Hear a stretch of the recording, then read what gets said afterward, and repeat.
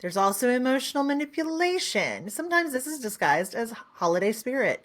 Several years ago, my son brought up the meme, tradition is just pure pressure from dead people, and I love that. So remember.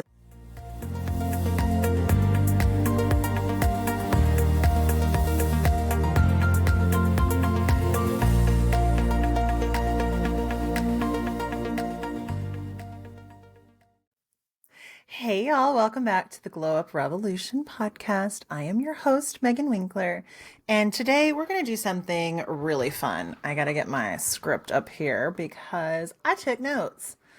We're talking about holiday energy leaks and how to seal them up. So I am just coming into an image in my head of those infomercials that you see, like if you're watching a sports channel and I can't remember what it's called, but it's like the tape that goes right over the seal and seals it right up, or the foam that you can spray right into the crack. That's what we're doing today. We're gonna spray foam into those cracks, metaphorically speaking. We are going to tape up those energy leaks with one piece of amazing mindfulness, and I am super excited. So this is coming out on December 1st. I am recording it today, and we just wrapped up Thanksgiving, and we are in the midst of shopping season, of Christmas season, of Hanukkah season, of all of the different holidays that happen in December. There's dozens from what I understand. And then New Year is coming up, right? So there's a lot. There's also this pressure if you work in a more corporate setting to really put pedal to the metal and get things done. There's this vibe if you own a business that you have to like wrap certain things up before the end of the year. And it's really difficult sometimes to stay grounded and present. And so you've got all of these people pulling at you. You've got kids that have Christmas lists, and I don't care how old your kids get, they always have a Christmas list.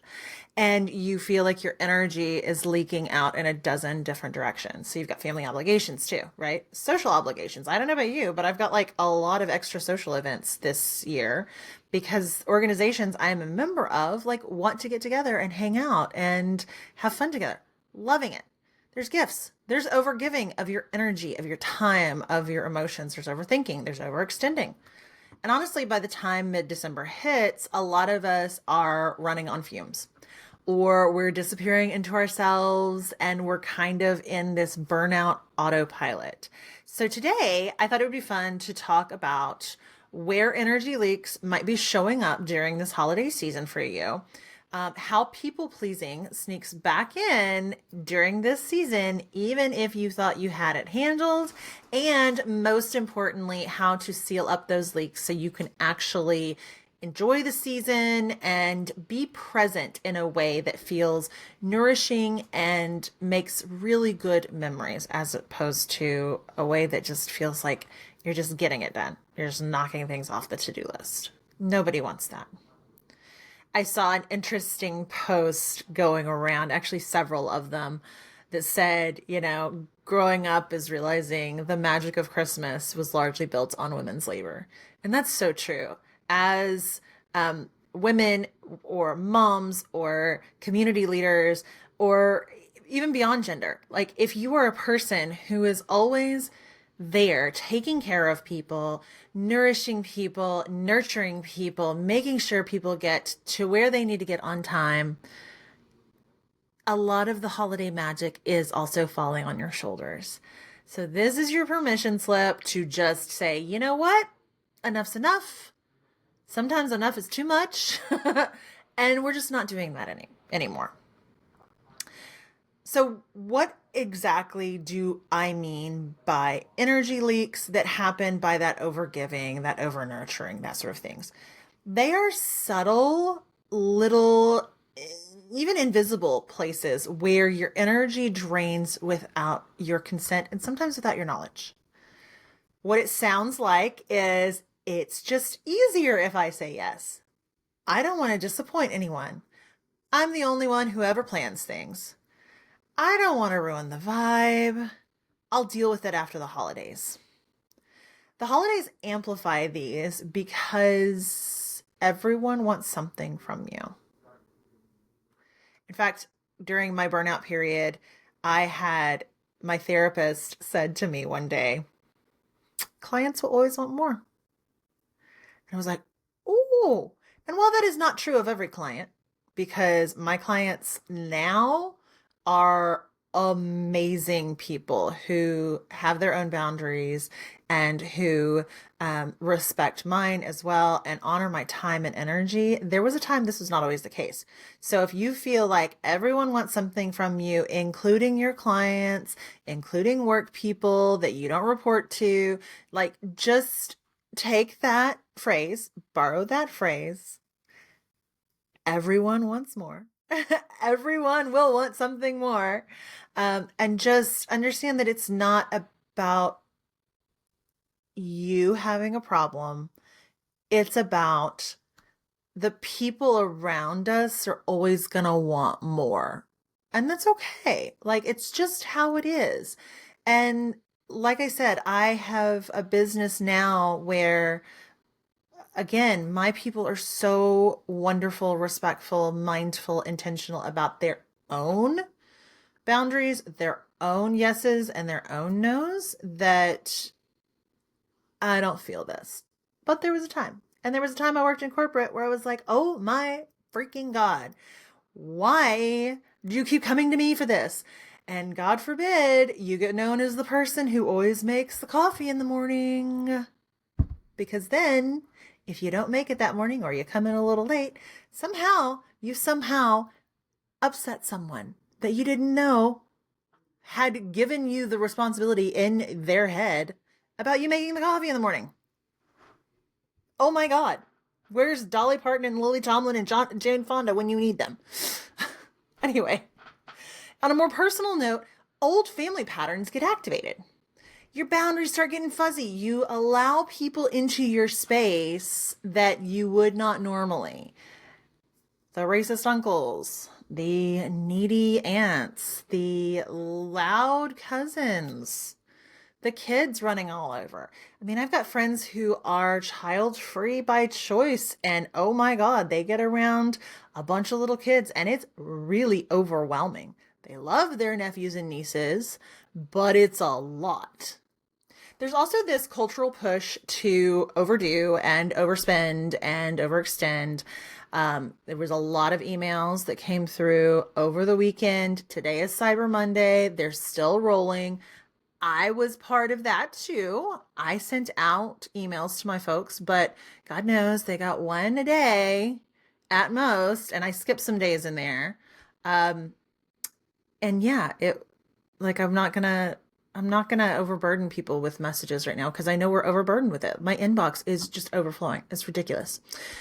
We also try to people please our way through the month instead of tending to our own needs because sometimes it just feels easier in the short run to just say yes or just go along with it or don't bring up that topic and don't fight about it, whatever. Energy leaks are not just emotional though. And one of the things that I write about in my book that I talk about with my clients is that we have a physical manifestation of that stress.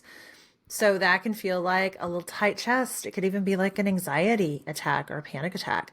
It can feel like depleted mornings, social hangovers too. It can also feel like resentment or overstimulation, the urge to hide, wanting to burrow under the covers and just stay there all month long. So if you're feeling any of this right now, your energy is probably leaking somewhere. So leaks are going to show up, especially in December, in let's say 4 or 5 big ways. So the first way is saying yes when your body says no. So this might be like hosting duties you don't have capacity for at home or at work, agreeing to events you don't want to attend, buying gifts out of guilt. Oh, I should do this. Putting a lot of pressure on yourself actually to overspend on those gifts.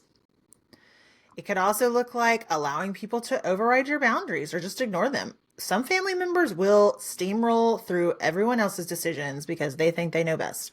And especially in December with all the holidays, we tend to allow them to do this.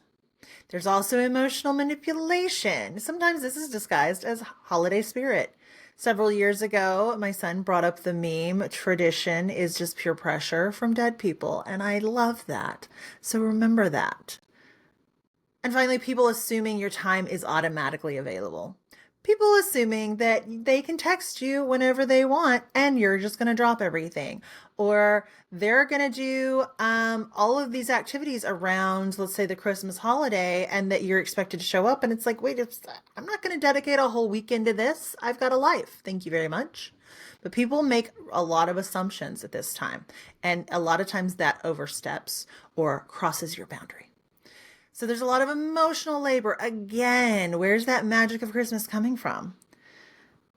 There's this struggle to make sure that everyone is getting along, that nobody feels excluded, that the vibe is still calm, that there's all this joy, people are fed, supported, and emotionally held. We have been trained for this our entire lives. We have been conditioned to make sure people are happy and getting along and feeling fed and feeling supported and feeling calm. And when we are in the holiday season, this gets cranked up to 100%, 200%. It is all the way up. So just be on the lookout for that. Another one is guilt-driven giving. I mean, I talked about this a little bit already, but it's the time, the attention, the money, the emotional bandwidth. You know, sometimes less is more, because if you have more intentional gifts versus just a bunch of stuff, the intentional gifts are going to be appreciated and used, worn, read, whatever, more so than just like a bunch of stuff. So I encourage you not to give from obligation, but instead from desire. And then finally, the last leak I'm going to talk about today is abandoning your own needs to keep the peace. This is a big one. We do this all the time. I've already talked about just going along to get along, but this leads to burnout every year. If you are wondering why you hit January 1st or January 5th or whatever it is, and you feel depleted, it is likely from one or multiple of these things. Holiday people pleasing is so sneaky. And we see it happening in these leaks, right? The guilt-driven giving, the abandoning your own needs, the emotional labor, allowing people to overstep our boundaries. Like, these are all examples of people pleasing. It's not a weakness, and it doesn't show up that way. It actually shows up as like, I'm being helpful. I'm fine. I don't mind. I've got time. This is what a good daughter, a good friend, a good partner, a good wife, a good spouse, a good bleh, fill in the blank does. I don't want to be a burden. I don't want to cause a stink. People pleasing is an energy crash disguised as generosity. Let that one sink in. It gives everyone else access to you, but it leaves you feeling empty. And here's the kicker. Most people don't even notice how much you're holding. Most people are just kind of focused on what's happening right here. If you've ever been in a really foggy fog storm, in a dense fog, I guess, and like if you put your hand up in front of your face, you can see your hand. And if in a really dense fog, the further you move it away, the foggier that hand gets. And I've actually been in some where I fully extended my arm and I could not see my hand. People are concerned most often with what's right here.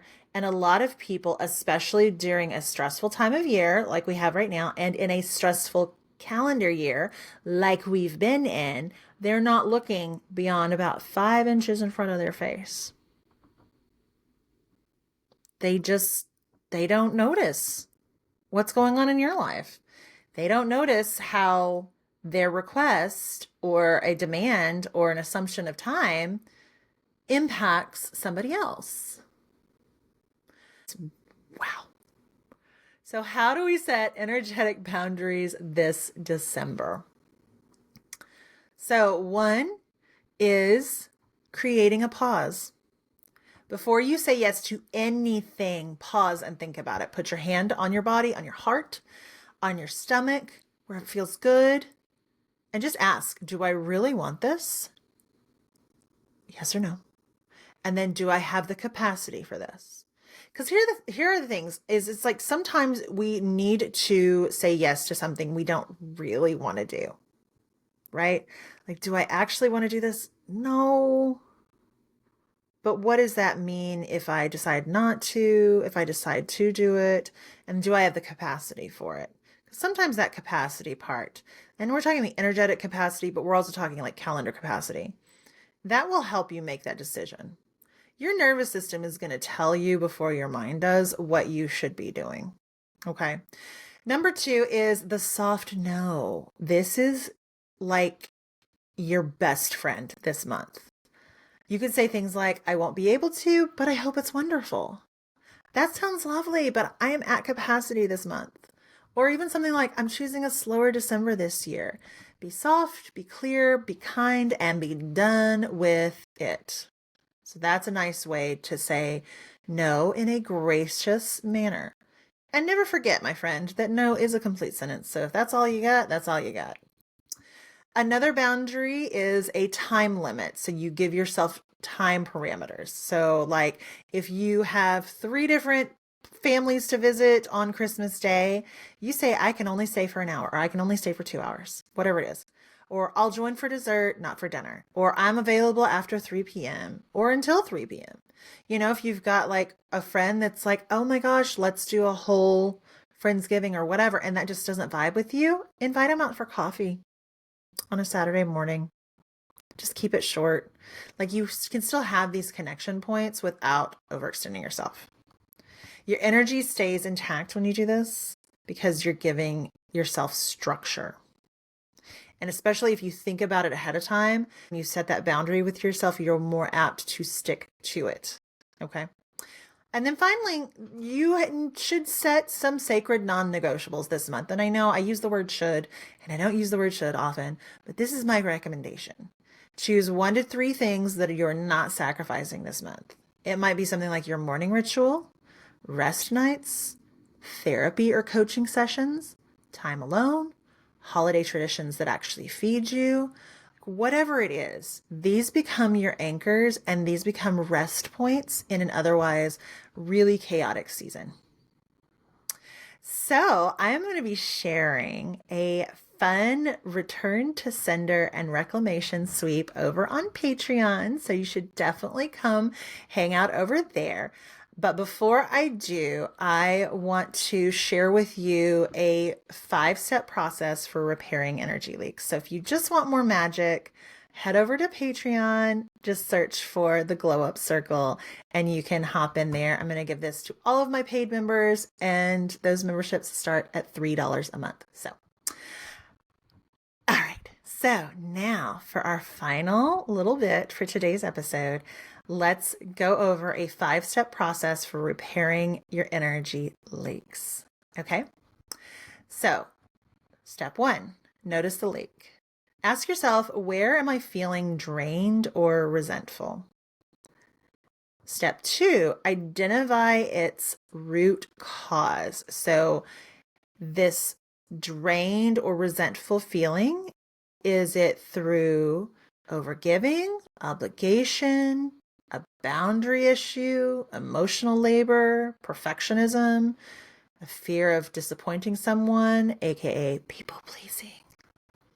Step 3, I want you to regulate first. So take 2 minutes to breathe, ground, or step away. Literally put a timer on your phone if you need to. Close your eyes and just breathe. Don't do that if you're driving. Obviously, if you're driving, turn off the radio, turn off all the music, and just let yourself drive for a couple of minutes of silence. You cannot repair leaks from a fight or flight response. Okay? Seal it. So do one of these. Reset a boundary. Cancel something. Delegate. Say no. Rest. Remove yourself from the emotional center of the situation. Whatever you have to do. Seal that sucker. And then finally, and this is maybe the most important step, is refill. So you've been leaking that energy out. We have sealed it. And now we need to do something that restores you. And it could be something as simple as wrapping yourself up in a warm, cozy blanket, silence, water. Most of the time, we are all dehydrated. That affects the nervous system. Drink some water, journaling, witchy rituals like the one I'm going to share on Patreon, a nap, cozy creativity, physical movement, anything that fills your metaphorical cup, do that, because the repairing the leak is good, but refilling it, it really is essential to moving forward and taking care of yourself. My friend, December does not have to drain you. You get to choose. I don't care what anybody tells you. You get to choose how present you want to be, how much emotional labor you give, who has access to your energy, and what version of yourself you bring into the final weeks of this year. Because when you are sealing up these energy leaks, you are showing up as your empowered, magical, amazing self. When you reclaim your energy, you glow differently. And when you protect your capacity, you are actually protecting your peace and your health. Like, I want you to never lose sight of the fact that all of these tips and tricks for burnout prevention are here to protect your mental, emotional, spiritual, physical health so that you can continue on in the work that you do and the relationships that you love and experience the life that you want to live. So this is how you really tap into burnout recovery and burnout prevention throughout the holidays. Thank you so much for spending time with me today. If it resonated, please share it with someone who might need a little energetic reinforcement or just a pep talk this month. And I want you to remember that your energy is sacred and your boundaries are also sacred. You deserve a season that restores you and not one that drains you, a season that feels magical. Okay? And again, like I said, I would love for you to join me over on Patreon. I am going to be dropping a fun ritual there just for Patreon subscribers. You can join for free and get some behind the scenes info, but just for $3 a month, you get access to fun things like this. And as you go up, you get access to more. So there's lots of fun options for you there. That's over on Patreon. It's the Glow Up Circle, and you'll see my face at the very top. I'll also have that in the show notes. If you have questions, comments, topic ideas, please feel free to reach out to me at hello@meganwinkler.com, and you can always find out more about my work and my offerings at meganwinkler.com. Thanks so much for tuning in again today. Y'all are the best. I appreciate you spending time with me, and I hope that this helps set you up for a magical and memory-filled December. I'll chat with you soon, and until next time, stay magical.